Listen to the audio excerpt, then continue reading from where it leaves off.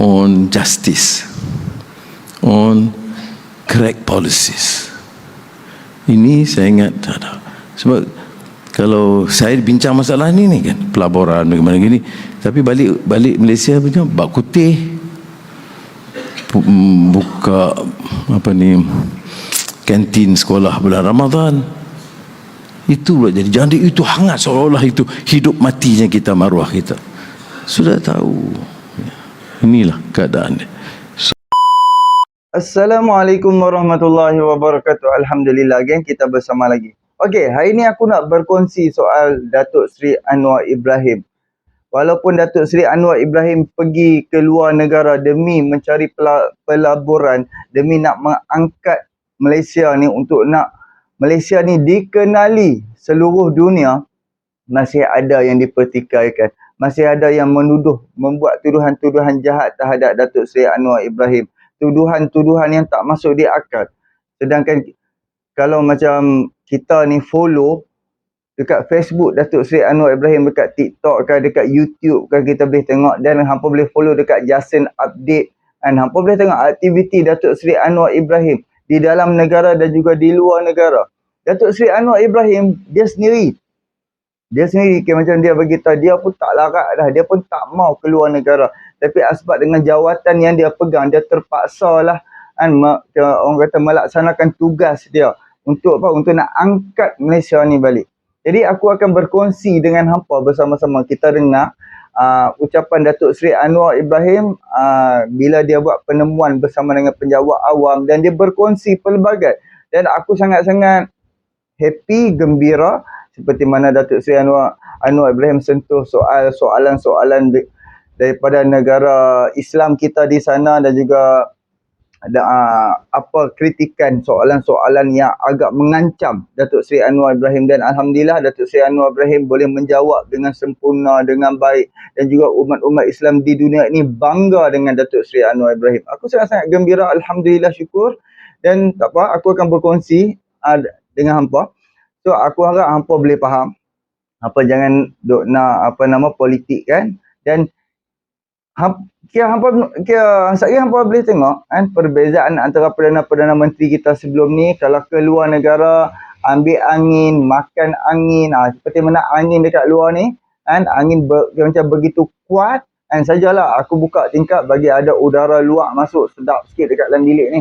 Jadi kita bandingkan dengan Perdana Menteri kita sebelum ni kan, satu hari bermesyuarat, lepas tu pergi main golf, pergi hore-hore, pergi sana pergi sini. Tapi Datuk Seri Anwar Ibrahim kan, kita boleh tengok aktiviti dia 5 hari tu padat, dan dia hanya ambil angin, berjalan-jalan kaki kan, macam dekat kawasan hotel dia tu kan. Jadi dia pun sekarang dia dah umur 70 tahun lebih kan. Kita sangat-sangat berbanggalah. Jadi jom sama-sama kita dengar apa ucapan Datuk Seri Anwar Ibrahim di atas pentas bersama penjawat awam. Jom sama-sama kita dengar. Assalamualaikum warahmatullahi wabarakatuh, dan salam sejahtera. Alhamdulillah thumma alhamdulillah, wa ma taufiqi wa i'tisami illa billah. Alhamdulillah al-khail syahru Ramadan allazi unzila fihi al-Quran hudan linnasi wa bayyinatin minal huda wal furqan. Wa sallallahu ala sayyidina Muhammad wa ala alihi wa sahbihi ajma'in. Saudara saya TPM Datuk Seri Zahid, saudara Azizuki TKSN, Timbalan Menteri, dan rakan-rakan yang saya muliakan. Alhamdulillah kita telah menyempurnakan ibadah Ramadan Karim, kullu am wa antum bi khair, dan saya menunaikan Ramadan awal 1 hari. Bukan bertentangan dengan JAKIM, sebab saya di Berlin. Aku tengok dekat Facebook apa hal dia dan sebelum puasa dia dah buka. Alhamdulillah di sana pun nampak di kalangan umat Islam sambut dengan begitu meriah. Saya sempat Isya dan Tarawih di Masjid Berlin, kemudian Jumaat di Hamburg, Masjid Hamburg. Tapi kita harus ingat ya, selain daripada meningkatkan amalan, kerana selalu ulama mengingatkan kita bahawa Ramadan ini adalah madrasah Ramadan atau tarbiyah ar-ruhiyah, ya, maknanya dia untuk mengukuhkan, menggilap semula kekuatan keimanan kita dan akhlak kita, dan disiplin kita. Sebab itu ada kupasan alim yang mengatakan Ramadan ini juga mengupas permasalahan etika yang lebih luas, ya, apa yang disebut sebagai a wider ethical question, ya. Dia tentunya disiplin diri. Datuk Seri Anwar Ibrahim bagi nasihat, kan? Benda yang boleh makan kita tak boleh makan, benda harus yang kita boleh buat tapi kita tak boleh buat, itu mengukur disiplin, ya. Kemudian menumpukan perhatian dalam soal kerohanian, spiritual, kerana sebagai orang Islam, orang beragama, kekuatan itu sebagai kekuatan induk untuk menghadapi segala rintangan dan percobaan yang lain. Kemudian ia juga harus mengetuk, ya, pintu hati nurani kita untuk membicarakan hal-hal yang terkait dengan Ramadan. Maknanya usaha yang lebih untuk menambah sedekah, amal jariah, dan masing-masing yang punya sedikit keupayaan untuk menyantuni masyarakat yang kurang bernasib baik. Kalau ada semangat Ramadan ini benar hidup, masalah dalam negara ini lebih terkawal, ya.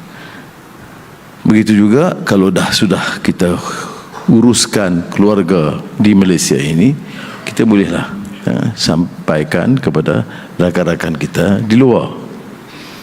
Sebab itu saya katakan the fundamental and the bigger ethical question Ramadan ini harus dikupas, ya. Bukan kebimbangan kita ialah dia menjuruskan. Bila saya sebut Ramadan dari segi kesedaran, masalah kemiskinan, soal disiplin, ada yang mengatakan saya ringankan soal ibadah. Tak betul.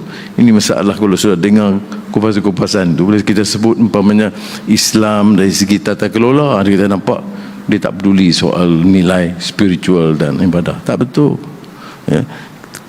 Perbicaraan Islam tidak boleh terlepas daripada soal yang sabit, soal tetap dan hukum yang tetap, dan termasuk soal-soal yang ibadah dalam bitak khusus.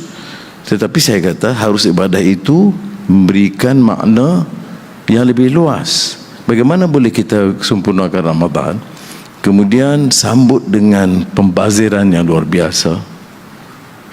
Bagaimana kemudian tidak mempedulikan nasib masyarakat miskin, ya? Bagaimana dalam Ramadan masih lagi kita teruskan amalan mengambil komisen dan rasuah?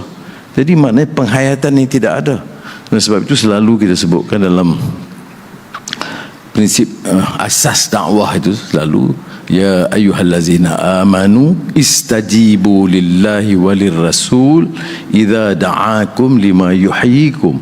Selalu saya diperingatkan dulu dalam awal-awal usrah dulu, ya, bahawa bukan saja menyampaikan tapi penghayatannya.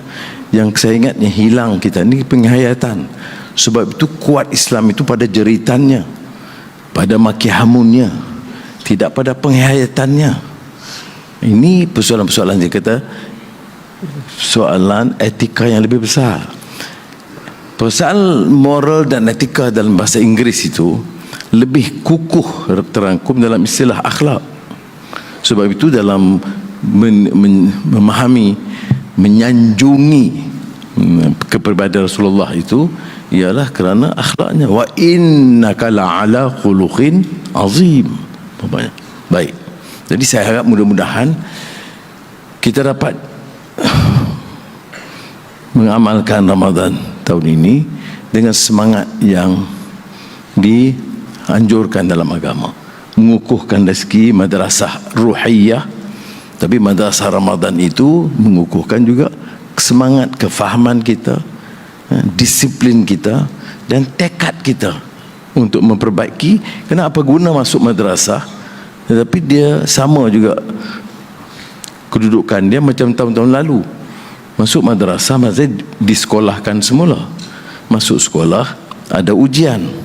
Tapi ujian kita tidak meningkat. Iman tidak meningkat, akhlak tidak meningkat, kekuatan semangat tidak meningkat, disiplin tidak meningkat. Sebab itu ujian Ramadan itu harus menghasilkan peningkatan. Okey? Demikian mukadimah tazkirah Ramadan. Minta maaf, ustaz-ustaz ramai, saya minta maaf lah kekelemahan. Baik. Yang kedua ni ya, saya lupa semalam menghadap santai dengan Pertuan Agong ya. Jadi malam ini ada majlis buka puasa kata dia. Menarik singgungan dia ni dalam perbincangan santai. Dia kata buka puasa patut minum air sikit, lepas tu kurma, solat maghrib dulu. Okey, saya kata kurma sebiji. Saya kata tuanku kalau batik 3 biji sekurang-kurang ya. Dia tanya sebab, dia kata sebab pembaziran ya. Jadi santapan di istana itu kadang lumayan. Jadi hal-hal ini kadang-kadang mengingatkan kita bahawa dicermati supaya wang itu dimanfaatkan kepada orang yang memerlukan ya. Tapi saya kata satu kurma sikit sangatlah tuanku ya. Baik, sekadar ingat semalam. Baik. Yang keduanya ya, saya sudah tahu baru kembali dari lawatan rasmi di Jerman dan perbincangan dengan Presiden Steinheimer dan Chancellor Olaf Scholz. Dan tentunya selain daripada pelaburan ya, kerjasama dari segi teknikal, TVET, kepayaan kejuruteraan, latihan kejuruteraan, dan kemudian menjumpa pelabur-pelabur. Dan saya syukur alhamdulillah kerana sambutan itu luar biasa, terbaik yang pernah kita catat sebelum ini. Tapi ini bukan soal Anwar ya, sebab sebelum itu dia tahu tentang pentadbiran kita, usaha jabatan-jabatan ya, sebaik MITI, Kementerian Luar ya, dan kementerian-kementerian lain yang telah pun membuat beberapa persiapan awal. Sebab itu saya selalu insaf bahawa sebagai kerjasama pasukan ya, termasuk penjawat awam sangat penting ya, kerana keyakinan mereka. Sekarang bila dia nilai, dia kata jauh lebih cekap, keputusan lebih cepat dan tidak berlaku keterisan. Saya jumpa beberapa yang besar ya, yang bersetuju untuk melabur segera. Jadi pandangan mereka terhadap dasar kerajaan, pimpinannya dan penjawat awam sangat positif. Dan saya nak ambil peluang ini melalui Tan Sri KSN untuk mengatakan alhamdulillah, syukur, dan saya bangga berkhidmat dengan semangat penjawat awam yang sedemikian, kerana kesannya dan sambutannya luar biasa ya. Saya tidak menambah, ramai juga menteri yang ada bersama saya pada masa itu, Sudah Mak Hassan, Menteri Luar, sudah Zafrul, Tengku Zafrul, MITI, dan juga Iwan Benedict ya. Kemudian pegawai mereka dengar sendiri ya. Dan tentu saya sejak provok ya, soalan macam mana, lambat tak, ada masalah tak, ada tak kena bagi komisen macam biasa. Ini semua saya tertanya, dan dalam perbincangan tertutup itu mereka beri jawapan yang sangat baik, sangat melegakan saya dan menunjukkan keupayaan kita. Kalau inilah semangat kita ya, kita boleh melonjakkan ekonomi kita. Saya yakin ya, betul kalau dalam simpang siur politik ini tidak ada yang baik ya, semuanya jelek belaka. Tetapi percayalah ya, kita lihat kepada angka dan data, belum ada pelaburan yang setinggi ini dalam sejarah negara kita. Belum ada sambutan dan dukungan media antarabangsa secara positif terhadap pengucapan kita dan dasar kita sebelum ini. Kalau kita buat penilaian, sama ada saya pergi ke Australia baru ini ataupun ke Jerman. Cuma yang ada beberapa yang dibesarkan itu soal Palestin dan juga soal China. Kerana banyak negara barat yang agak sangsi mengapa nampak kita itu berdamping dengan negara China. Jawapan saya mudah. Kita negara kecil, kita mau berkembang, kita jaga kemaslahatan rakyat. Pelaburan secara menyeluruh, cumulative investment from United States itu masih nombor 1, dan kita tak ada masalah. Pelabur dari Amerika datang, kita sambut dengan baik. Tetapi negara China ini negara jiran, dan kita tak ada sebab mengapa nak timbulkan permusuhan. Ada beberapa perbezaan pendapat, kita bincang. Tapi dalam beberapa hal, soal pelaburan, soal kerjasama, hubungannya sangat baik. Jadi saya ambil pendekatan yang sama, menggalakkan pelaburan dari timur dan barat, Amerika, China, India, Australia, ya, yang akan memberi manfaat kepada kita. Jadi saya pun bila ditanya soalannya about China phobia ataupun Sinofobia, saya jawab tak ada sebab kita nak ada permusuhan dan anti siapa. Malah dengan Amerika Syarikat sekalipun kita berbeza pendapat dengan Amerika Syarikat kerana sikap mereka dalam soal perang Israel Palestin ataupun keganasan dan kezaliman Zionis Israel ke atas bumi Palestin, khususnya Gaza, dan kita suarakan dengan terang. Malah dalam pertemuan sidang media dengan Chancellor Jerman, sebenarnya tahu Jerman ini bukan negara kecil. Jadi saya pun tahu juga, saya ni pemimpin kecil dari negara Malaysia. Bukan saya nak pilih untuk membuat kenyataan yang keras terhadap orang lain. Saya lebih baik tumpu perhatian untuk betulkan ekonomi negara kita dan struktur negara kita, mengangkat martabat negara kita. Tetapi kalau anak-anak kecil, bayi, wanita, orang yang tidak bersalah itu dihancurkan tiap hari, saban hari, maka berdepan dengan Presiden Biden, saya tentu mengambil kekuatan untuk menyatakan sikap dan pendiriannya. Saya kata, ya, saya tidak bangkitkan soal dia iktiraf Israel, saya tidak bangkitkan soal dia sokong Israel, tapi saya kata hentikan kezaliman dan pembunuhan ini segera. Ini seperti sudah tahu beberapa bulan yang lalu berdepan dengan Presiden Biden. Kemudian di Australia soal China, bila ditanya, saya tidak memulakan, ya, kalau dalam menyampaikan pandangan dalam sidang media. Selalunya bila disoal dengan gitu provokatif, mengapa Malaysia ini pilih untuk mendukung negara China, maka saya jawab, siapa masalah persaingan Amerika China tentang penguasaan teknologi maklumat dan IT, itu masalah dia. Kita yang terbaik daripada Eropah, dari Amerika, daripada China sebagai negara, kita rangkul semua. Mengapa saya nak adakan satu sikap permusuhan? Itu dengan Australia. Tapi di Jerman, walaupun dengan Chancellor Scholz, kita dah setuju, maknanya dia kata okey, dia faham pendirian kita. Cuma Jerman ini dia masih ada, saya akui, tentang pembunuhan Yahudi dalam Holocaust.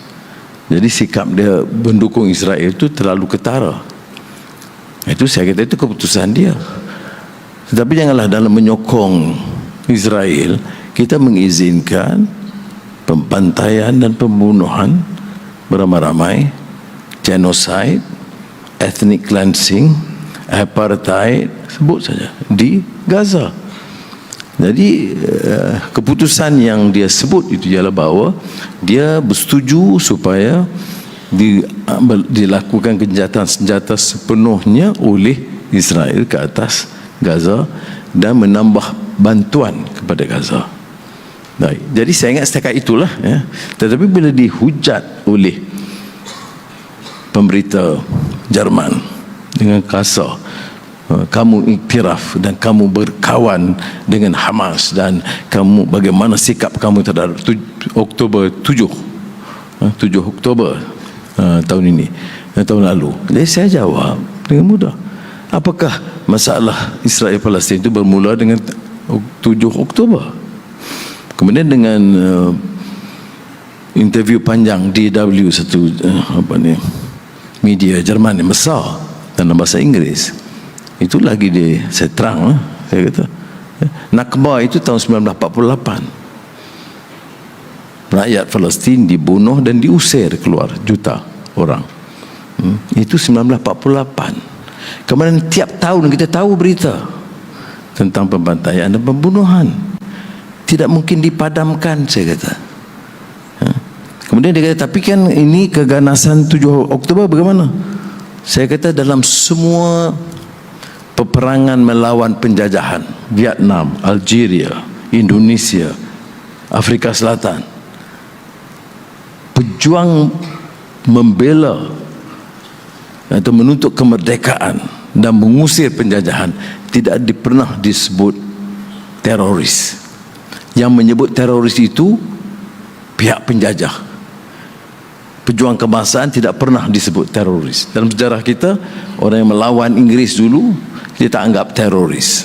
Mat Kilau bagi kita pejuang, bukan teroris.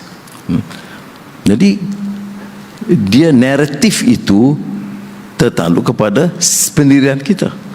Pendirian kita itu soal kebebasan, soal kemerdekaan, soal keadilan. Ini ada kaitan dengan Ramadan tadi saya sebut, the larger ethical question. Ya. Tentang prinsip ini yang kita ketengahkan. Jadi bila saya jawab begitu. Ya. Saya kata Mandela dulu Amerika dan negara barat khususnya Inggris menggelar beliau itu teroris dulu. Setelah capai kebebasan dan beliau presiden, beliau dianggap pejuang keamanan hebat di dunia. Jangan lupa 20 tahun dulu beliau teroris mengikut kacamata penjajah, bukan kacamata pejuang kemerdekaan. Jadi saya ulas hal yang sedemikian. Apakah saya setuju pembunuhan bayi dan wanita? Kalau berlaku, saya tidak setuju oleh siapapun. Tapi mengapa soalan itu tidak ditanya kepada Netanyahu? Mengapa hanya kepada Hamas? Saya sebut ini karena banyak juga saya dapat beberapa ulasan mengapa Anwar memilih untuk menyokong pengganas Hamas. Saya tidak pernah menganggap mereka pengganas. Hubungan kita kekal sampai hari ini. Hubungan dengan badan politik Hamas, dan Datuk Seri Zahid pun terus ada hubungan baik dengan mereka dari dulu. Dan saya mengatakan di Jerman, di mana pola pemikiran dan dasar mereka itu memang menetapkan Hamas itu teroris. Nah, ini pendirian kita yang kita harus lakukan. Ya. Dan ini tentunya mengundang permusuhan dari luar. Ya. Kita tidak memilih untuk bermusuh, tetapi kita tidak boleh umpamanya menggunakan naratif yang mereka gunakan. Dan sampai bulan Ramadan saya tengok kesengsaraan bayi, wanita dan rakyat di Gaza itu memang sudah keluar dari batasan kemanusiaan. Sebab itu bila saya jawab, saya kata, yes, where is the humanity? Where have you thrown humanitarian principles? Dan alhamdulillah lah sekurang-kurangnya di seluruh dunia, di kalangan sarjana, di kalangan pejuang dan ulama, mereka menyambut baik kenyataan itu. Saya bila solat Isya Tarawih di Masjid Berlin, kemudian Jumaat di Masjid Hamburg, itu saya lihat umpamanya umat itu memang melihat Malaysia itu sebagai suatu yang sangat positif, yang membanggakan mereka. Cabaran kepada kita ialah bila pengiktirafan begitu, kita harus buat sesuatu yang jauh lebih baik. Menteri-menterinya, pimpinan politiknya, dengan tata kelolanya, dengan banteras rasuahnya, dengan program-program yang boleh membantu rakyat dalam keadaan cubaan dan ujian sekarang, seperti kos sara hidup, ya, dan ringgit digasak begitu rupa. Itu harus kita tangani dengan baik. Kemudian penjawat awam dengan semangat baru ini, harapan menggunung tinggi. Jadi dan dunia, ya, dunia ketiga punya yang Global South, dan juga umat Islam. Itu harapan yang saya lihat. Ya, saya pun sebenarnya saya tahu dulu saya memang sentiasa keliling dunia menyampaikan ucapan di pelbagai universiti di Jerman, di Perancis, di Amerika, di Australia. Tetapi saya lihat sambutan dan semangat yang ditunjukkan kali ini sangat baik. Ya, sebab itu gunakanlah peluang ini, wacana yang lebih sihat dan segar. Ya. Dan saya kata ini apa dia? Yang tema tadi ialah the larger ethical question on governance, on justice, on correct policies. Ini saya ingat ada. Sebab kalau saya bincang masalah ini kan, pelaburan bagaimana gini, tapi balik Malaysia punya bak kutih, buka apa ni, kantin sekolah bulan Ramadan. Itu jadi itu hangat, seolah-olah itu hidup matinya kita, maruah kita. Sudah tahu. Inilah keadaannya. So jadi saya harap benarlah supaya masyarakat, terutama penjawat awam, bantu kita bersama, keluarga kita dan masa depan kita. Dan saya yakin insya-Allah kalau kita tegas dan terus kerja begini, kita boleh capai yang baik. Ya. Tentunya saya selaku Perdana Menteri dan Datuk Seri Zahid pun teruk juga kenal, itu dihujat pelbagai. Ya. Itu salah guna kuasa, guna wang banyak, pergi senang pengguna pesawat kerajaan, pergi cuti di luar negara dan dengan seronok. Saudara, tak terjawab saya. Tapi percayalah, Jerman 5 hari itu kedai pun saya tak pergi. Saya tak ada kerja lain selain daripada hotel ke mesyuarat. Ya.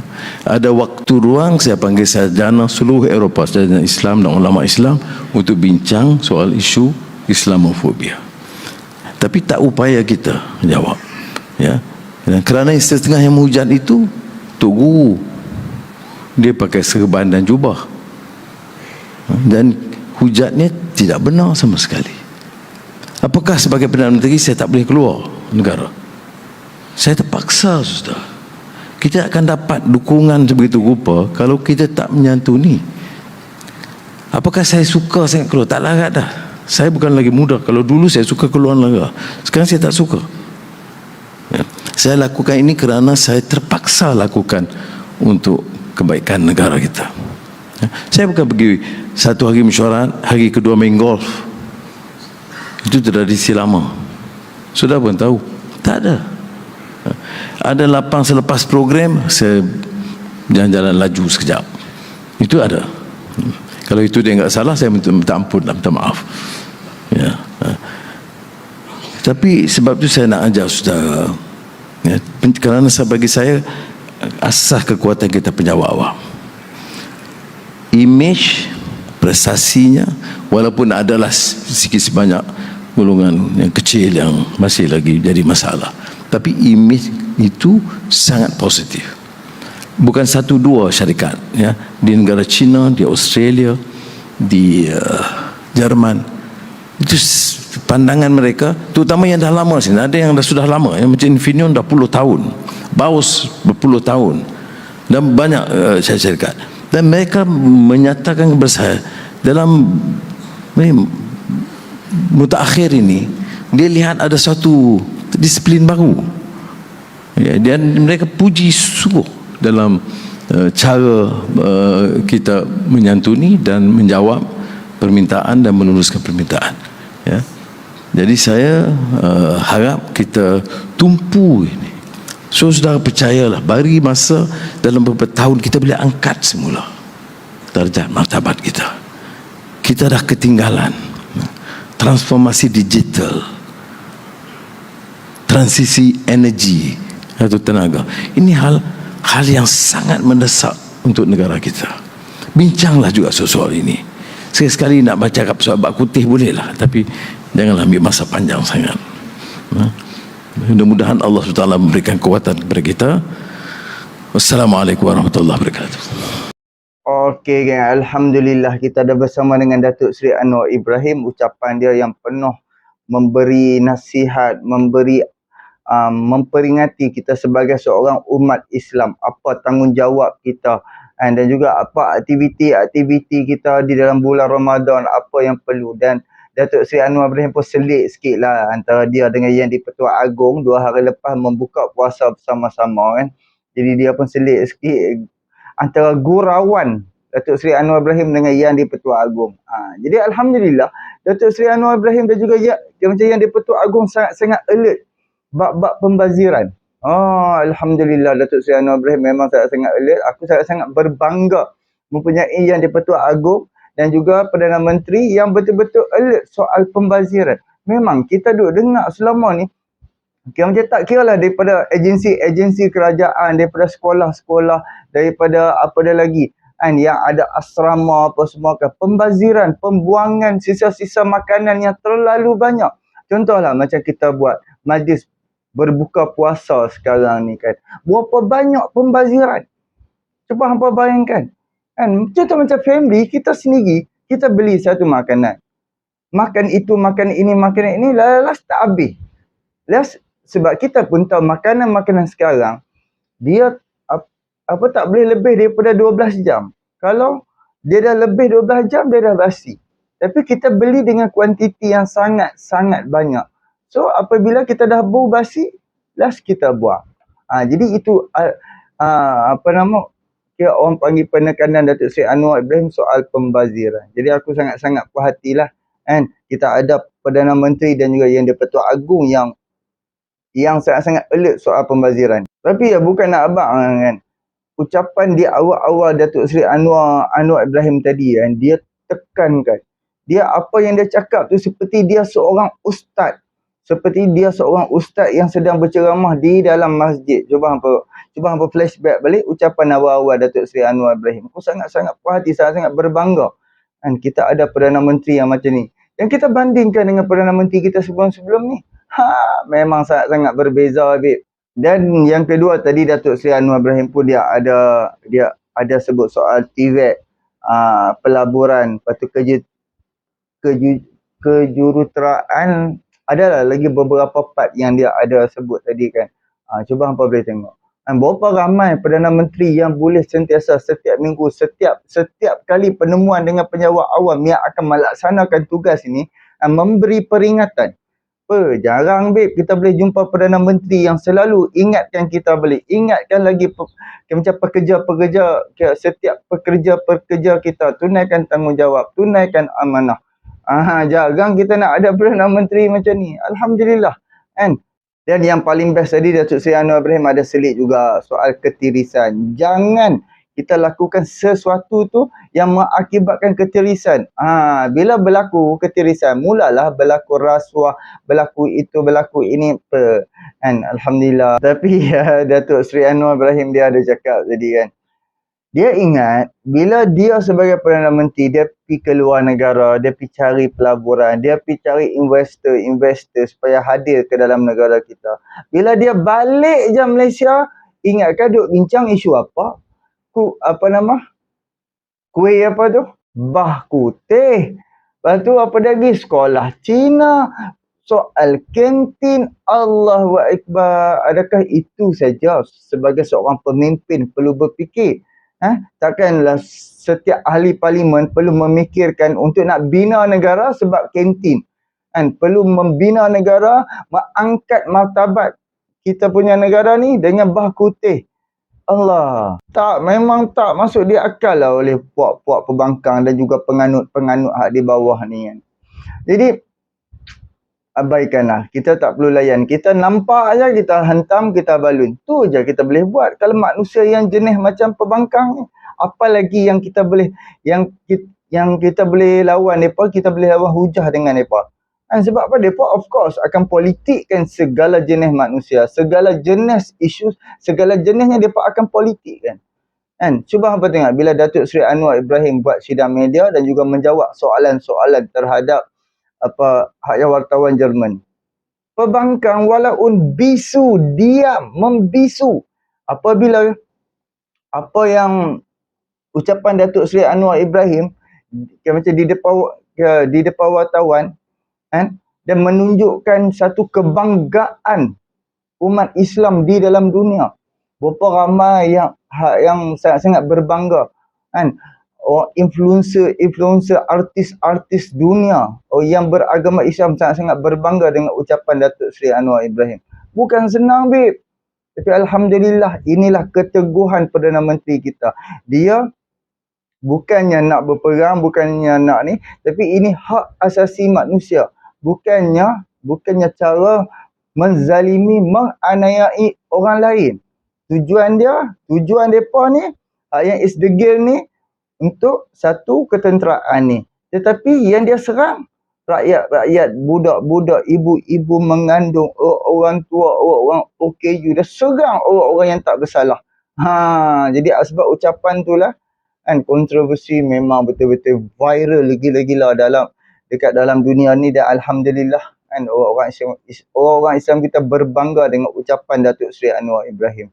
Dan yang terakhir, Datuk Seri Anwar Ibrahim tadi dia ada sebutlah soal apa, dia pergi ke mana-mana, dia ambil angin. Itu pun kalau dia berjalan kaki itu pun salah daripada mata rakyat, dia minta maaf lah. Dan pada aku, semua orang akan berjalan. Dan sekurang-kurang dia dah habis kerja dia pun dia nak ambil angin sekejap, jalan kaki ikut kawasan hotel-hotel dia. Jadi so apa masalah? Dia tak jadi masalah. Kan sebab hari ni ramai lagi hak yang duduk bertikai yang kan tak nampak pun pelaburan itu, pelaburan ini. Kan awak dia ingat hari ni hang check bini hang, esok hang terus dapat anak. Tak. Ada juga tempoh, ada juga masa. So kita tunggulah.